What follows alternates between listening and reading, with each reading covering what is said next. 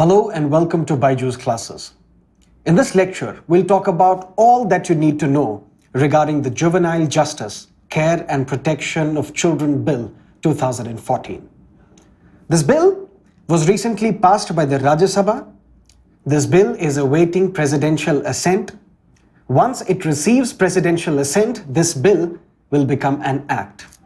And once it is notified in the government gazette, this act will come into force. But first things first, this topic has huge relevance in all the three stages of your examination process: prelims, mains, and the personality test. What sort of questions can be asked in the prelims examination, that we will discuss towards the end of this lecture. So far as mains examination is concerned, questions concerning this topic can be asked in GS paper 2 as well as the sociology segment of your GS paper 1. So let's get started.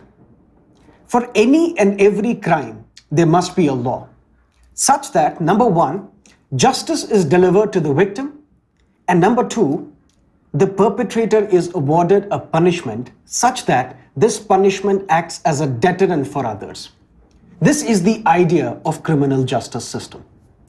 In this lecture, let us not talk about the crimes perpetrated by the adults, but let us talk about the crimes that are perpetrated by the children in this country. First up, let's talk about Section 82 and 83 of Indian Penal Code. What does Section 82 of Indian Penal Code say? Section 82 of IPC says nothing is an offence that is committed by a child less than 7 years of age. That means a child of less than 7 years of age cannot be prosecuted regardless of his crime. At the same time, Section 83 of IPC, it says that nothing is an offence that is committed by a child, but who is the child? Above 7 years of age and below 12 years of age. Nothing is an offence if it is a crime committed by a child above 7 years of age and below 12 years of age, provided the child is not intellectually mature. What is this intellectual maturity we are talking about? Whether the child knows what is the crime that he is committing, the nature of the crime, the circumstances in which he is committing that crime, as well as the consequences of that crime. If he is not mature enough, he cannot be prosecuted. But if he is mature enough, he can be prosecuted. He is liable for his actions. Now let us look at this picture. Act of a child below 7 years is not liable. Above 7 years but below 12 years, if he is of mature intellect, he is liable. If he is of immature intellect, he is not liable. And above 12 years, a child is liable for his crime. Now when I say liable, that means a child can be prosecuted. But prosecuted by whom and how? That's the question that we will be looking at. But before that, let us look at the history of legislations which have been enacted and drafted in this country concerning children in conflict with the law. Number of legislations, beginning with Apprentices Act 1850, the Reformatory School Act 1876, the recommendations of the Indian Jails Committee 1919, Children Act of 1960, which was the first legislation drafted for the children after India became independent, and Juvenile Justice Act 1986. According to Juvenile Justice Act 1986, who is a child? A boy is a child if he is less than 16 years of age. A girl is a child if she has not yet attained the age of 18 years. Now the crimes committed by these children below the age of 18, below the age of 16, how are we going to deal with them? And these children were not to be tried in a regular criminal court, but by a Juvenile Justice Board. What is this Juvenile Justice Board? We'll come to that a bit later. But something's changed. The year was 1985, the year of Beijing Rules, also known as United Nations Standard Minimum Rules for the Administration of Juvenile Justice 1985. What are these Beijing Rules telling us? Number 1, Beijing Rules tell us that juveniles cannot be treated at par with the adults. That means juveniles are to be treated differently from an adult. Point number 1. Point number 2, There are countries which fix an age beyond which a person is criminally liable for his actions. Beijing Rules tell us that while deciding on this age, the beginning of that age shall not be fixed at too low an age level. That means Beijing Rules are telling us that countries shall have to look into emotional, mental, and intellectual capacity of a child. And number 3, juveniles must be separated from adults. What does that mean? In India, for example, a boy less than 16 years of age and about 12 years of age was to be prosecuted for a criminal offense. But this boy shall not be sent to an adult jail, but would be sent to another institution separated from adults, so that these adults do not indoctrinate this juvenile, and he is transferred back into the world of crimes. That means reform was the central agenda, central purpose of these Beijing Rules. Something changed again. The year was 1989, the year of United Nations Convention on the Rights of the Child. This convention draws attention to 4 sets of rights, 4 sets of civil, social, political, economic, and cultural rights of the children. These rights are, number 1, right to survival, which includes the right to life, a right to a name, a right to a nationality. Number 2, right to protection, which includes freedom from all forms of exploitation, abuse, inhuman treatment. Right number 3, right to development, which includes the right to education, a right to leisure, recreation, and cultural activities. And point number 4, right to participation, which includes respect for the views of the child, freedom of thought, freedom of expression, freedom of religion, freedom of conscience. According to this UN Convention on the Rights of the Child, juvenile is a child who has not yet attained the age of 18 years. And this UN Convention also clarifies that countries who have signed this convention should not try these juveniles as adults. India ratified this convention in the year 1992. But then we were treating boys above the age of 16 as adults. So we needed to change the law. Not just to be in agreement with the UN Convention, not just to be in agreement with the Beijing Rules, but also the constitutional obligations under Article 15, Clause 3. So we enacted a new legislation, and this legislation was Juvenile Justice, Care and Protection of Children Act 2000. Under this act, juvenile is a child who is less than 18 years of age. So the distinction between boys and girls was eradicated. Boys and girls are to be treated as juveniles if they are less than 18 years of age. Also, this Juvenile Justice Act talks about 2 sets of children. Children in need of care and protection, and juvenile in conflict with the law.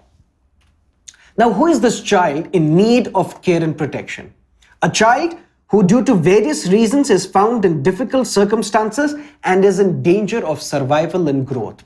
For example, children found begging on the streets. For example, children rescued from the brothels. Who is going to take care of these children? Who is going to be the competent authority for this? The competent authority under this act is Child Welfare Committee. So this is a child who is in need of care and protection. But who is this juvenile in conflict with the law? A child who is alleged to have committed a crime. But how are we going to deal with such children? These children are not to be tried in a regular court, but by Juvenile Justice Board. Now let us talk about what is this Juvenile Justice Board? What is the composition of the Juvenile Justice Board?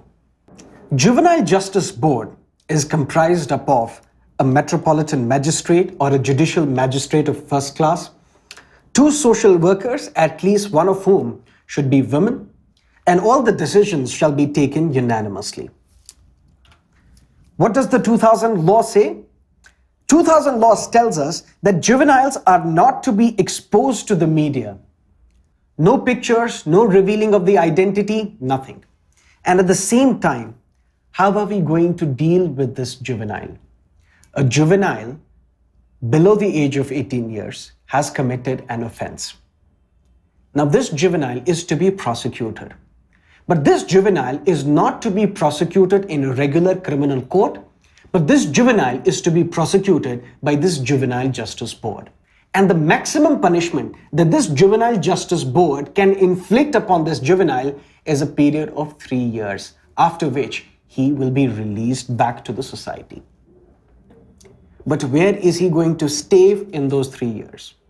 He's going to stay not in a regular jail, but in an observation home, in a reform home, where he will be provided vocational training, where he will be provided education, so that this child who was in conflict with the law is integrated back to the society as responsible citizens of this country.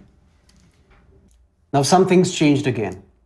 This time, not the law, not the UN Convention, but the behavior of children, particularly in the age group of 16 to 18, what we call rise in juvenile delinquency.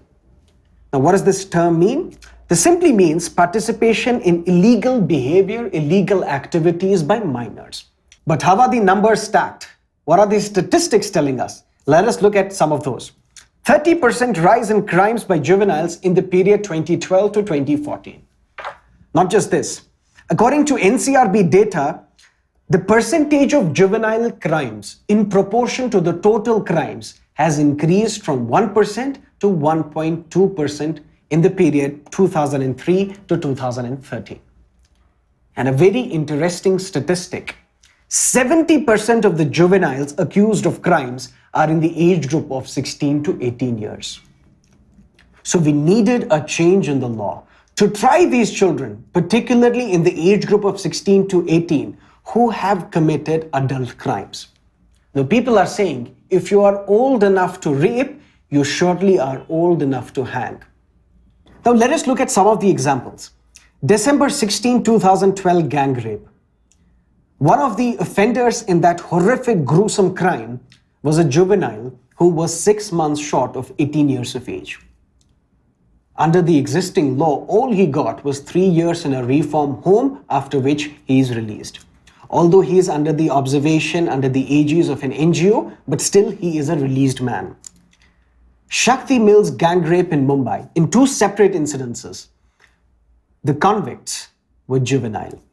So we needed to change the law. Public opinion was mobilized and politicians were forced to enact a new legislation. But some people cried, let's not reduce the age from 18 to 16 because this will be a violation of the rights of the children. But let me give you an example.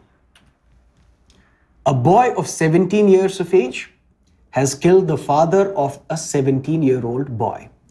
Whose rights are we talking about? The perpetrator or the victim? Clearly, victim too has a right, and that right is the right to justice. Again, Supreme Court, while hearing a case related to juvenile crime, observed that 2000 Act needs to be reviewed due to increasing heinous crimes by juveniles. And Supreme Court made an interesting observation. Supreme Court remarked that for crimes like rape and murder, it is hard to conceive that the juveniles were unaware of the consequences. And we changed the law, and the new legislation that was passed by Rajya Sabha this week was Juvenile Justice, Care and Protection of Children Bill 2014. Now let us look at some of the specifics of this legislation. Number 1, this bill replaces the 2000 Act. Fine. Number 2, the bill permits juveniles between the ages of 16 and 18 to be tried as adults for heinous crimes. Now this law makes a distinction. This law talks about 3 types of offences committed by juveniles. What are these offences? Number 1, heinous offences. Which are these heinous offences? Those with minimum punishment of 7 years under Indian Penal Code or any other law. For example, rape, murder. These are the heinous offences for which under Indian Penal Code or any other law, the minimum punishment is 7 or more years. These are heinous crimes. Second category, serious crimes, for which a punishment is from 3 years to 7 years. Then there are petty offences. That means for which a punishment is less than 3 years. This bill, which was recently passed by the Rajya Sabha, also talks about two important things. One, a juvenile cannot be awarded death penalty. And number two, a juvenile cannot be given life imprisonment without the possibility of release. Now, what does that mean, without the possibility of release? Supreme Court of India and various other high courts in different parts of the country have said that life imprisonment means, in some offences, imprisonment for the full natural life of a convict. But this bill says that if you have to award life imprisonment to a juvenile, you can award that, but specify the time period of that life imprisonment. This cannot be life imprisonment for the natural life of a convict. What are the other highlights of this bill? This bill talks about that any person who is between the ages of 16 years and 18 years and has committed a heinous offence may be tried as an adult irrespective of the date of apprehension. Now, this is a very important point, but we will come to this point a bit later. Let us talk about the other point. In all other cases, juveniles will get maximum of 3 years in institutional care as determined by the Juvenile Justice Board. But how will the law proceed? For example, a juvenile in the age group of 16 to 18 years has committed a heinous crime, for example, a rape or a murder. Now, what will happen to this child? This child will be brought before the Juvenile Justice Board, and Juvenile Justice Board will conduct an inquiry. What will be that inquiry all about? Whether or not the child knew of the nature of the crime, whether or not the child knew of the circumstances in which he committed that crime, whether or not the child knew of the consequences of the crime that he is perpetrating. After this inquiry, this Juvenile Justice Board will pass an order. And this order can be of three types. Number one, the Juvenile Justice Board may say that this child requires counseling, this child requires some amount of community service. That is it. After that, he is bound to go. Second type of order, the Juvenile Justice Board may say that this child requires to stay at an observation home for a temporary or a larger period of time. And the third order that this Juvenile Justice Board can pass is that they may refer this juvenile to a children's court to determine whether to try him as an adult. So three options. 3 orders can be passed by Juvenile Justice Board after an inquiry. Either asking for community service, either sending this child to a reform or observation home for a specific time or a larger period of time, and the Juvenile Justice Board can also refer this juvenile to a children's court. And now this children's court will decide whether or not to treat this juvenile as an adult. Now, what is this children's court that we are talking about? This children's court is a sessions court notified under the Commissions for the Protection of the Child Rights Act 2005. Also, for the purposes of this bill, once a juvenile is referred by Juvenile Justice Board to this children's court will decide whether or not this child is to be treated as an adult, or this children's court can also decide whether this child is required to perform community service or this child is required to be sent to an observation home for some period of time. This is how this law will proceed. So it is not that every child in the age group of 16 to 18 years will be tried as an adult, but only those individuals who fall in this category of 16 to 18 who are tried, who are accused of crimes which are heinous in nature, only those children shall be treated as an adult. But that too depends upon the recommendations of Juvenile Justice Board and the Children's Court. Another provision of this bill talks about adoption. But the framework, the guidelines of this adoption process will be formulated by Central Adoption Resource Agency, CARA. Now, how do you look at this particular piece of legislation? Now, let us look at the global picture. In England and Wales, for several offences, children above the age of 10 years are held to be criminally liable. In Australia, this prescribed age limit is 14 to 18 years. In United States of America, although it's a federal constitution, The legislations, the laws varies from state to state. In most of the states in the United States, the age is 12 years. In New York and Texas, for example, the age is 17 years. In Bangladesh, children above the age of 16 years are held to be criminally liable, while as in Denmark, the age is 15. But how do you look at this particular piece of legislation? What are the psychologists saying? Psychologists now feel that children are grown-ups by the age of 14, responsible for their actions. Now, what are these psychologists telling us? They're saying 2 or 3 decades ago, what an adult of the age group of 21 years could understand, the same things today a child of 14 years of age is able to comprehend easily. That means there is advancement in the maturity among the children today. Kailash Satyarthi, the Nobel laureate of India, tells that this bill is a major legislative reform. I'm quoting Kailash Satyarthi.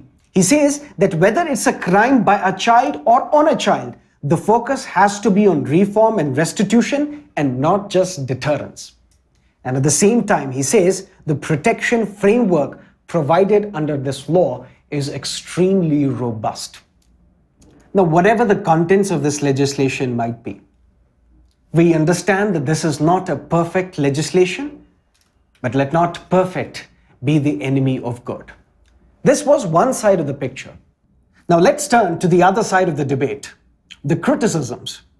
This is not a juvenile justice bill, this is juvenile injustice bill. Those who are speaking in this language, let us understand their point of view so that you have the best of both worlds, pros and cons, good and bad, black and white. And sometimes also you need to understand the gray shades as well, because the world currently is not just black and white. Let us look at these criticisms, but first up, let's talk about statistics. 56% of the juveniles accused of crimes come from families whose annual income does not exceed 25,000 rupees. 1 in 8 juvenile criminal is an orphan. Just 1.2% of all crimes are committed by juveniles. 6% of all rape accused are juveniles. And 80% of all these juvenile criminals that we talk about never went to a high school. What are the specific criticisms of this piece of legislation? Number one, some argue that this legislation is against the UN Convention on the Rights of the Child, because UN Convention says that all the signatory countries shall treat separately adults and juveniles. And juvenile is a child who is less than 18 years of age. But here, for certain heinous offences, we are treating children in the age group of 16 to 18 as adults. But this argument may not be valid from the legal point of view because we have not gone for a blanket reduction in the age from 18 to 16 years. So this particular criticism may not be grounded, and this particular criticism may not be the reason on which this bill can be struck down by the Supreme Court. What are the other objections of this bill?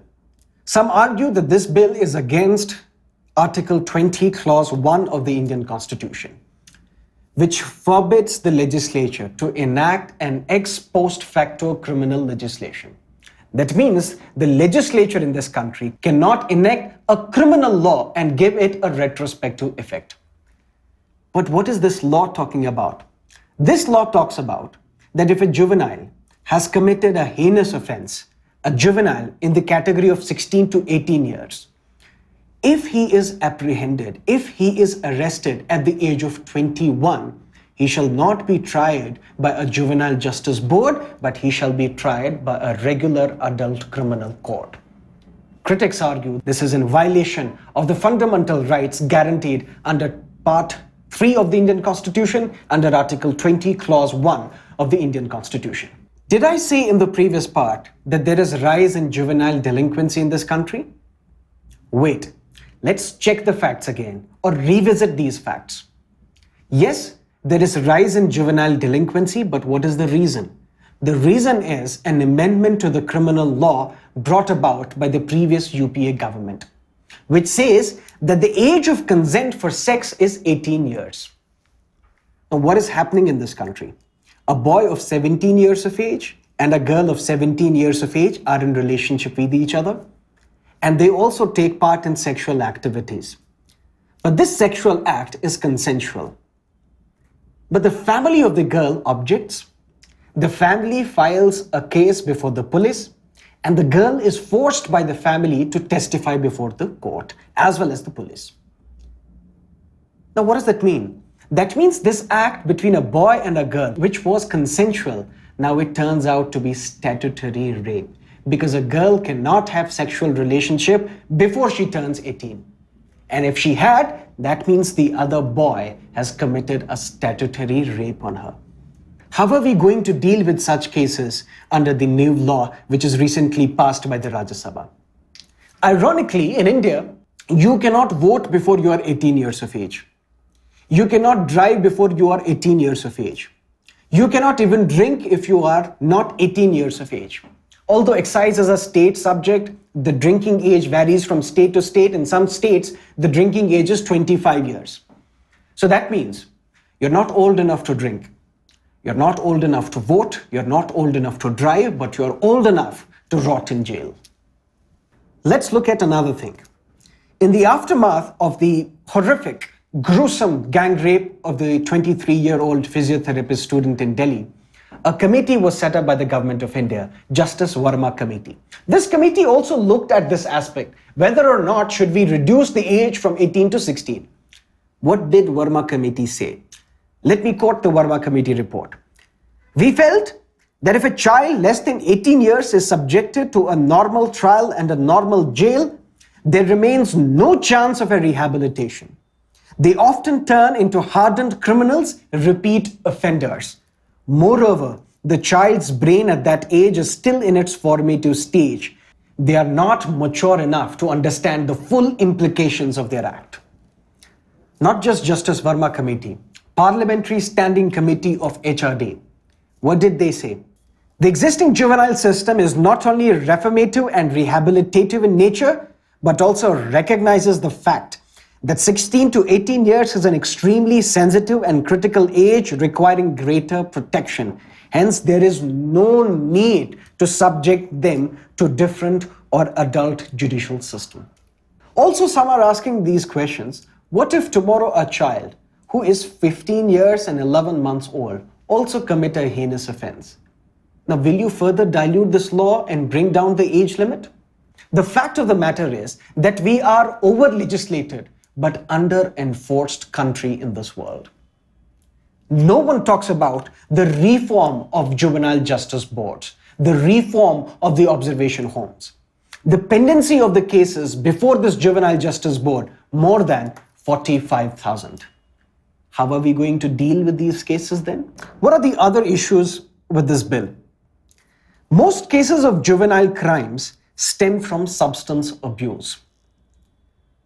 But there is not one center, not one de-addiction center in this country that is exclusively dedicated to children.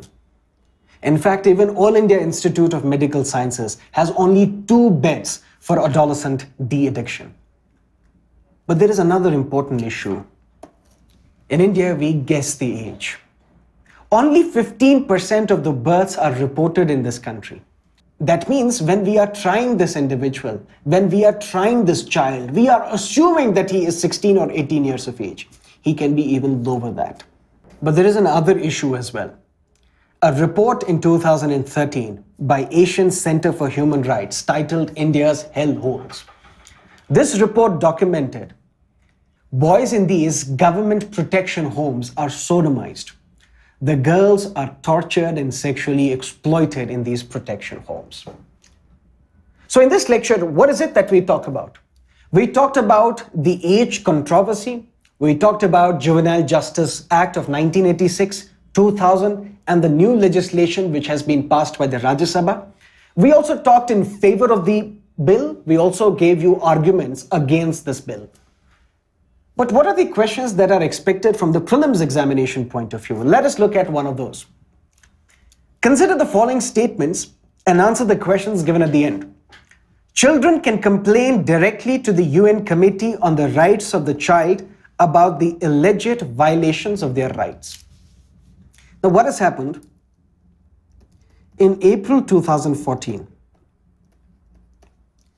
an optional protocol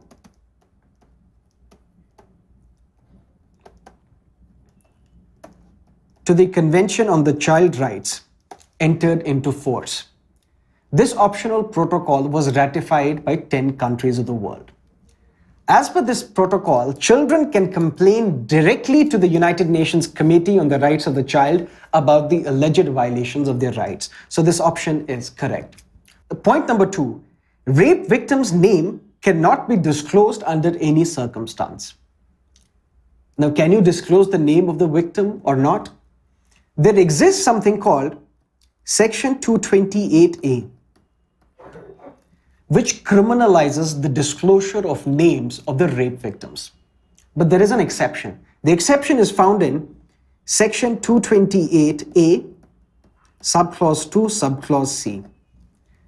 You can disclose the name of the victim provided you have been given a written authorization by the rape victim herself. Now, if the rape victim is dead, or the rape victim is a minor, or the rape victim is of unsound mind, then the written authorization of the next of the kin can be taken. What are the questions that can be expected from the mains point of view? Civil society activism and public opinion are the tools that can be used to force the parliamentarians to divorce obstructionism and focus on legislating laws for the larger good. Comment on the pros and cons of such tools. Why? Because we saw that because of public pressure, because of the fact that the Nirbhaya's parents took lead in these protests, the Rajya Sabha was forced to fall in line and pass this legislation. So that is the reason why this question has been asked. Question number 2, women and children are two vulnerable sections of our society. Suggest innovative measures that can eradicate or at least curb violence against and exploitation of these groups. Because we have seen that the polarizing debate on this Juvenile Justice Bill has pitted children against the women. So that is why this question has been asked. In the comment section, please write answers to these questions so that we can pick them up. But at the end of this lecture, let me tell you something about what I feel about this bill, if at all you are interested in listening to that. When I said that majority of these juveniles come from poor families, I do not intend to justify their crimes or their criminal activities. All I'm trying to say is that please understand the social conditions from which these children come from. These children come from vulnerable sections of our society, neglected by state, neglected by government, neglected by civil society, neglected by you, neglected by me. And when they are neglected, no schools, no education, they start working to feed their family. Imagine the burden on a child who has now taken the responsibility of feeding his family. And in the meanwhile, he enters into a bad company. He is infected by the infected ideas of these bad companies. And ultimately, these children enter into the world of crimes. So instead of talking about vengeance, instead of talking about retribution, let us please eradicate the social conditions which create these criminals in the first place. When you look into the eyes of these criminals, you won't just see a criminal, you will also see a victim. The victim of society, the victim of social apathy. Let us have more schools in this country and not jails. Let rationality determine our policies, not emotions. Let us talk about reform and not retribution. Let us talk about care and not vengeance. Let's bring all these children back into our national mainstream. Thank you for watching.